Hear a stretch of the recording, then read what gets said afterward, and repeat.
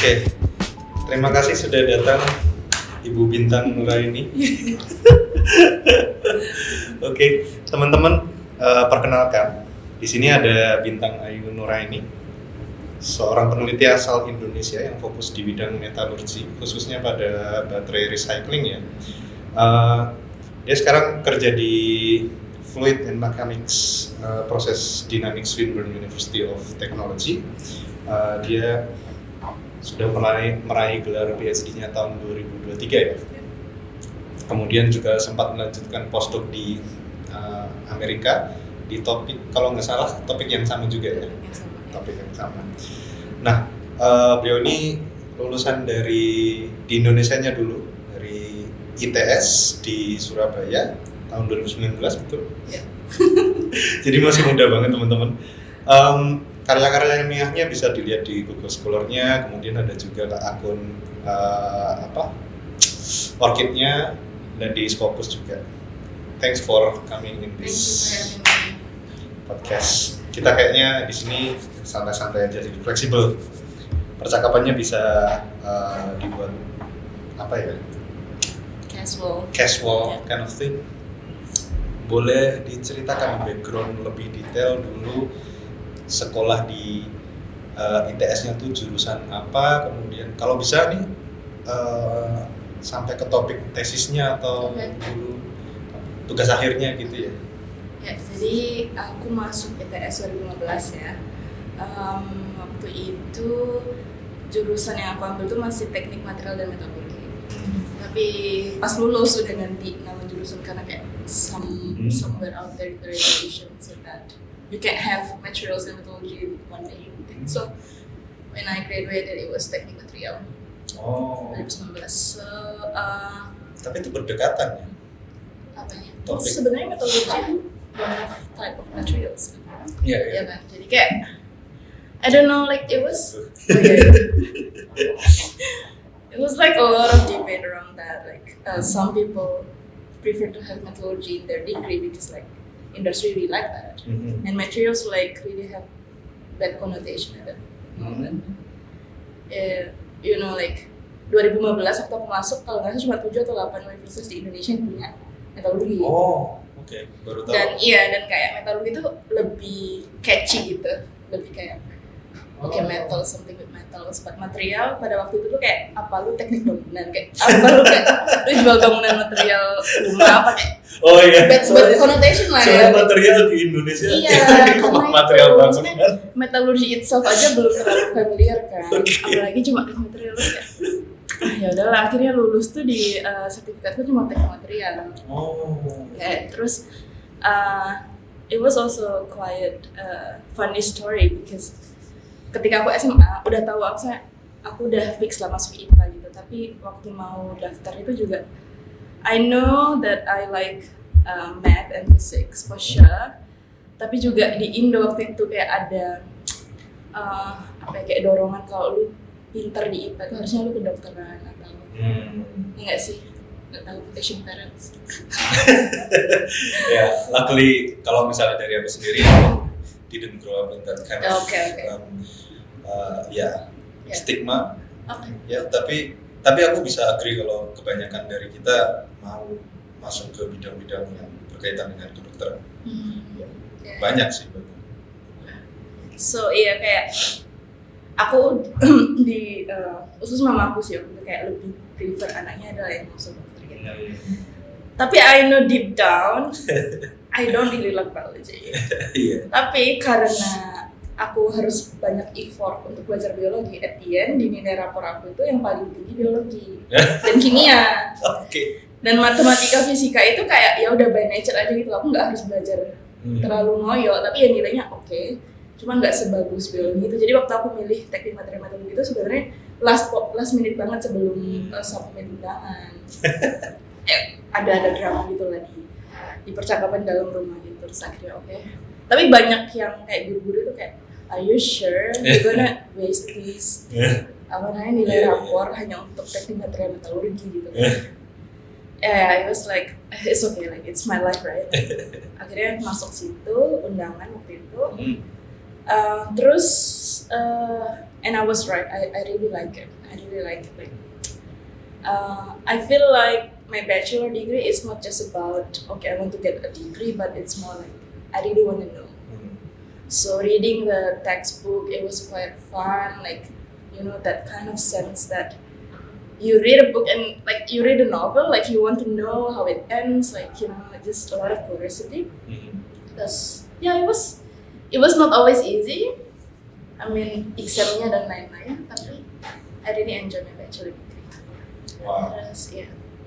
Terus untuk Ya itu tugas akhirnya dulu. ya tugas akhir. Jadi I want to finish my degree in 7 semester. Jadi aku udah mulai mikirin TA kayak semester 5 kalau nggak salah. Waktu itu tesis aku tentang permodelan pengecoran. Jadi pakai ANSYS untuk modeling fluid behavior and thermal behavior dari pengecoran kalau nggak salah. Aduh, kayak udah. Bentar, ini berarti memang material banget. Bener banget. Oke. Tapi ANSYS itu termasuk salah satu software yang paling momok sih sebenarnya ya. Maksudnya seingatku it's not as straightforward as thermodynamic chemistry, phase reaction kayak gitu. Wow, just wow. It's actually I didn't have any bakat untuk kayak I never imagine myself to be like one of the modeling people. Tapi kayak waktu itu I don't know, I just want to get out there and see how it goes. Karena tesis yang baik, tesis yang selesai ya. Tesis yang selesai. Oke. Berarti sebenarnya dari dulu itu udah punya pandangan dan cita-cita untuk melanjutkan kuliah di luar negeri kayak gitu belum sih? Dari S1? Sebenarnya way before that. Jadi ketika aku kayak masih SMP SMA itu I know deep down that I want to explore more like outside Indonesia. Tapi lucunya sebenarnya growing up itu orang Jawa ya, dan aku anak tengah cewek. Jadi sebenarnya aku tuh orang yang bukan yang kayak sangat ekstrovert dan pengen keluar negeri gitu, maksudnya. Sebenarnya bisa dibilang agak anak mama sih ya, kayak nangisan dan kayak nggak mau jauh dari mama dan lain gitu. Tapi somehow I made it out there gitu loh. Aku tahu aku cengeng, tapi I need to. Gitu. Jadi awal-awal tuh sebenarnya kayak agak berat gitu, kayak anak cengeng tapi memaksakan diri untuk ikut lomba keluar provinsi kesini gitu, kayak ya itu sih. I was proud of myself, like I didn't know I could do that. Dan akhirnya dari situ snowballing gitu, kayak awalnya keluar kabupaten, terus akhirnya keluar provinsi, terus akhirnya I wanna know more really. Wow. Yeah, but at that time it was also quite hard untuk dapat scholarship right after SMA ya. Tahun-tahun itu kan nggak sebanyak sekarang ya, scholarship. Jadi ya udahlah S1 dulu di Indo and see. Kalau prosesnya dulu bagaimana terus bisa tahu Swinburne, and then di Swinburne ini ada grup yang specifically pyrometallurgy itu boleh diceritakan juga? Iya, sebenarnya itu coincidence ya. Jadi waktu lagi nulis tesis itu juga acang-acang gitu kan mau kemana gitu. Aku pada saat itu masih open lah mau kerja atau mau sekolah dulu, itu kayak mana duluan yang lebih cepat menghampiri gitu. Karena my biggest fear itu waiting time gitu. Aku nggak mau deket. I need to keep the ball rolling gitu. Akhirnya pas semester 7 itu kayak udah nyari beasiswa. Aku belum sempat apply sih kayak, tapi aku udah acang-acang buat aplikasinya gitu ke New Zealand waktu itu dan ke Jepang untuk beasiswa S2. New Zealand has metallurgical. Auckland waktu itu Ada material kalau nggak salah ya. S2 pokoknya, dua-duanya S2. Terus nggak tahu kenapa itu kayak belum submit aja gitu. Terus at the same time aku juga apply kerja. Pokoknya waktu itu pengen keluar aja gitu. Apply kerja, aku apply di Singapura yang nggak ada yang lolos gitu. Terus dapatnya di Batam. Hmm. Terus aku kayak oke lah kerja dulu lah gitu di Batam. Akhirnya kerja di Batam itu ya udah deket Singapura gitu kan. Jadi kayak pengennya tuh kayak keluar aja gitu. Tapi at the same time juga dosbing aku waktu tesis itu kenal sama profesor di Sumber. Oh iya. Jadi aku dengarnya tuh dari dosbing aku, ada aplikasi gitu. Ada aplikasi terus ya dari situ lah. Iya. Jadi dapatnya waktu aku kerja, kayak kerja 3 bulan, 5 bulan gitu. Terus dapat itu terus akhirnya ke Aussie deh. Iya. Tapi emang I kind of make it like narrow down kalau aku tetap pengen di meteorologi. Iya. Memang sebenarnya itu ini ya, kalau kita bilang well, not specifically orang dalam, tapi sebenarnya itu diaspora yang ada di luar Indonesia itu adalah sebuah jangkar. Yes. Kalau bisa dianalogikan jangkar supaya nanti menyalurkan ya potensi-potensi dari anak-anak muda yang dikirim ke luar negeri gitu. I believe that there are a lot of smart people in Indonesia that cannot make it out of there. Tapi dengan adanya orang-orang kayak Prof. Akbar itu sangat-sangat membantu. Significance ya. Exactly. And ya, aku berharap kalau misalnya Bintang juga lama di luar negeri menjadi jangkar itu sendiri juga in the future. Yeah. Well, just wow. Keren. Oke. Kita ke pertanyaan selanjutnya nih. Setelah lulus dari PhD di sini, itu kan ada kesempatan kerja untuk kerja di Amerika ya, itu di Argonne National Laboratory. It's one of the biggest national laboratories in America, I believe. Ya, ceritakan bagaimana prosesnya, kemudian di sana ngerjain apa? Iya, waktu lulus PhD itu kan PhD aku seputar battery recycling ya. Dan itu kayak eye opener banget sejujurnya gitu. Bukan hanya ini new, itu sebenarnya masih di ranah metalurgi gitu, tapi kayak battery recycling sangat spesifik gitu kan, material dan metal yang ada di baterai. Dan ketika sama PhD itu aku kayak realize banget this is really urgent matter gitu, dan a lot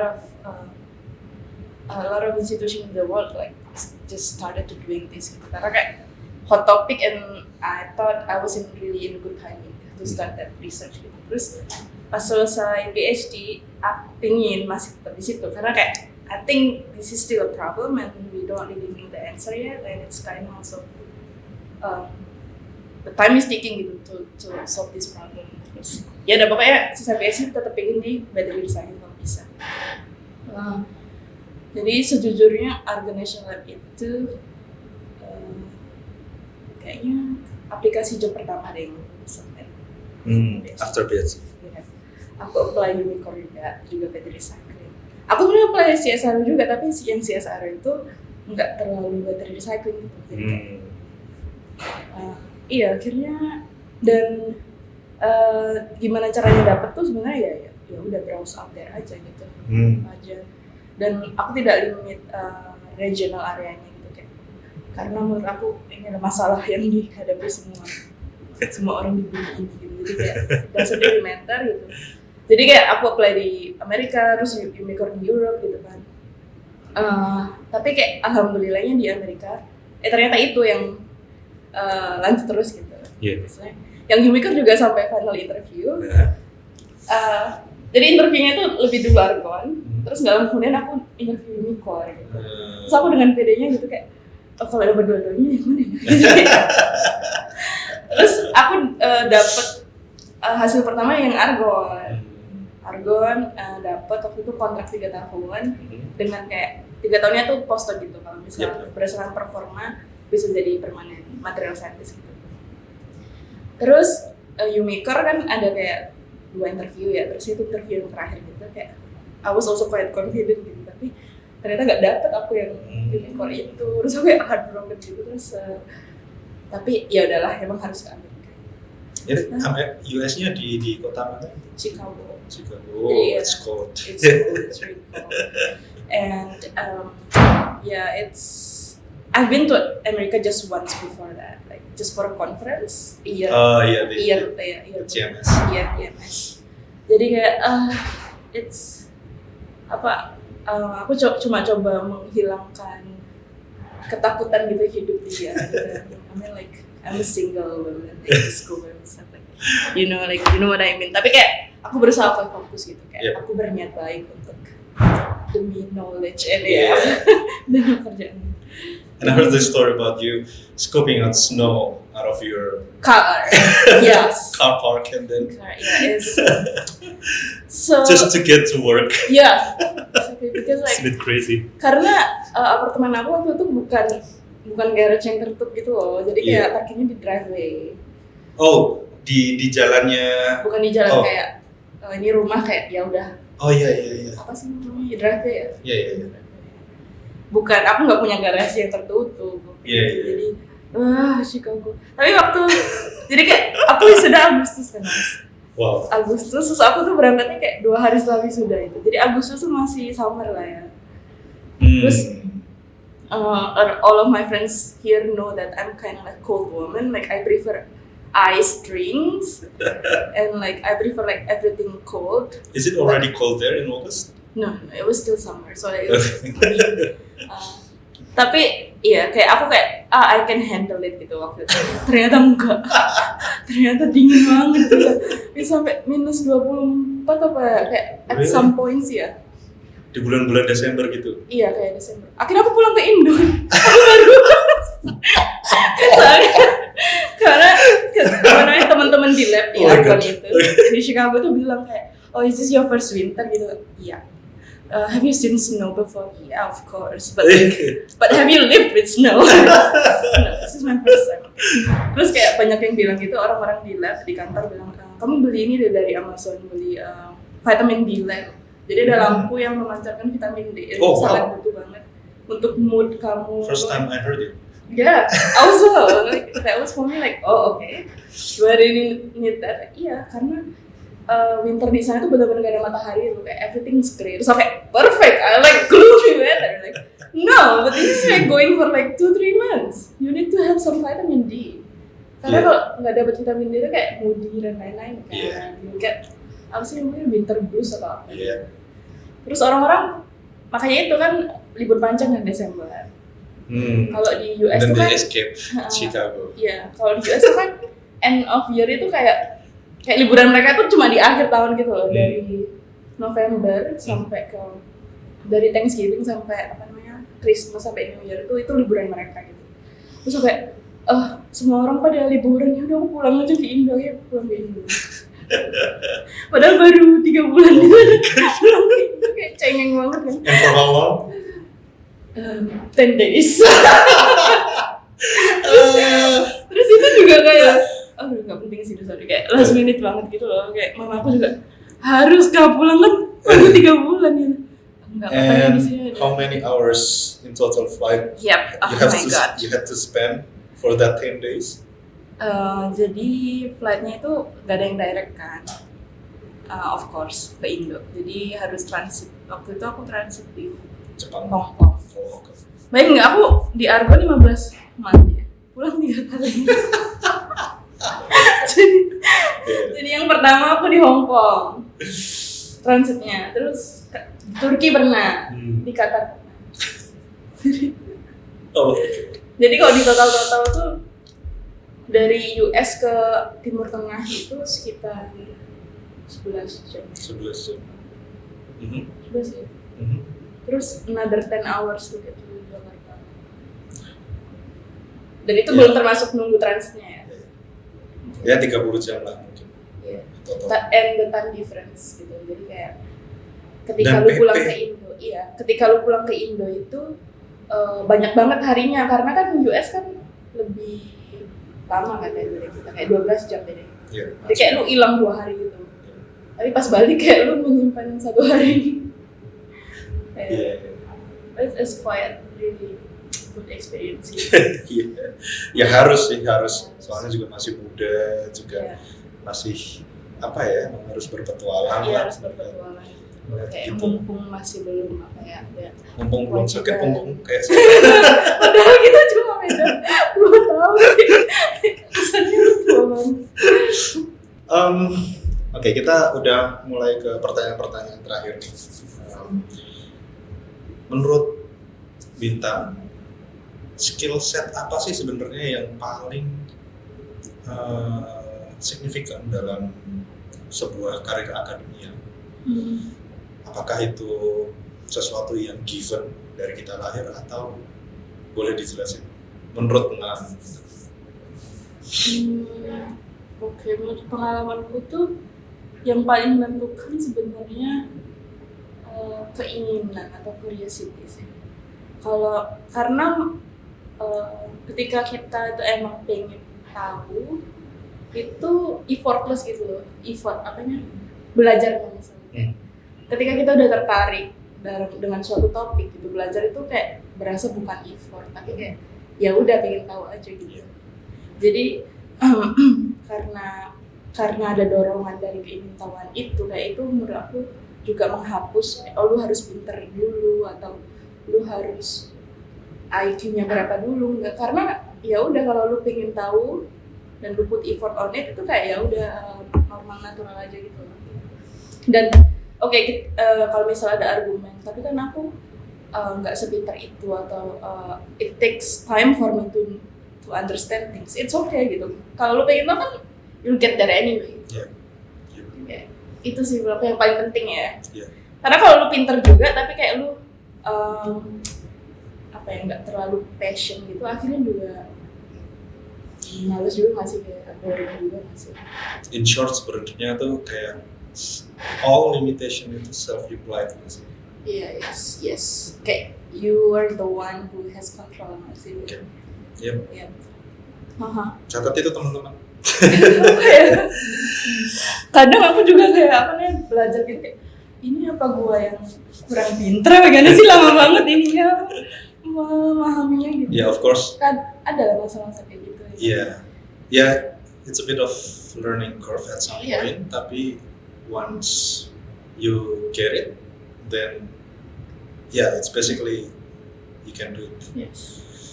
Dan itu good indication sih kalau kita merasa kita harus step up atau it's beyond our intelligence. Itu kayak good indication kan. Oke, berarti kamu naik kelas gitu. Ketika kamu merasa tertantang untuk memahami sesuatu, berarti ya karena kamu naik kelas gitu. Kalau selalu merasa nyaman belajar sesuatu kan berarti kayak something easy dan you already know how to do it. Setuju. Ya, tapi kayak apapun challenge, kalau misal ada keinginan atau keingintahuan tuh itu sih yang membuat kita terus push. As you know, doing PhD. Oke, menurutku lengkap banget yang dikasih tahu, udah sampai ke udah sampai ke intinya. Kalau misalnya boleh spend waktu 1 menit atau 2 menit berikan kata-kata atau pesan-pesan. Waduh. I don't know if it's really your thing. It's kinda okay. Mungkin aku ngasih ide atau prompt gitu ya kepada anak-anak muda yang ingin mencari kesempatan di luar negeri gitu. Apa pesan paling penting dari pengalamanmu yang bisa di-share ke mereka? Ya, intinya adalah believe in yourself. Okay. Self doubt itu pastilah. Kayak kalau lo nggak self doubt kayak terlalu narsisis banget ya, kayak kalau nggak ada self doubt ya. But don't let it stop you gitu. Just believe in yourself. Don't be afraid to make mistakes because everyone does, right? Like, just get yourself out there. Just one step at a time, but you know where to go gitu. Ya udah. Pack your bag and then wherever your dream leads you, just follow it. Yeah. Thank you Bintang. Thank you. Seru banget. Salah satu yang paling sering aku dengar dari kamu itu ya itu tadi, do one at a time. Ya. Itu salah satu yang aku juga harus terima kasih karena BTW Bintang ini udah masuk PhD-nya sekitar 2 tahun sebelum aku masuk jadi aku masuk 2021 tapi akhir. Oh iya. Jadi ya aku banyak belajar juga dari Bintang dan perjalanannya, juga ada banyak teman-teman yang membantu juga. Thank you for coming in this podcast. Thank you for having me. Semoga ini menjadi khazanah dan manfaat untuk banyak orang. Bye bye. Bye.